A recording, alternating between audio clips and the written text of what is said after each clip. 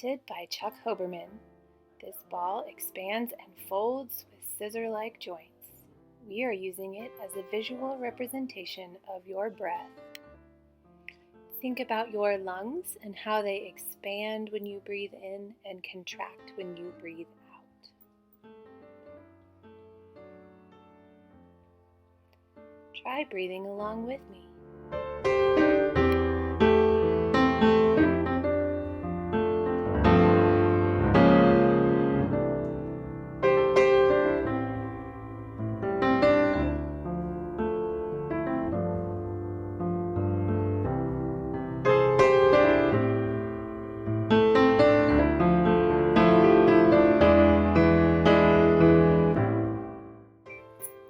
If you don't have a Hoberman ball at home, put an imaginary one in your hands and breathe along with me.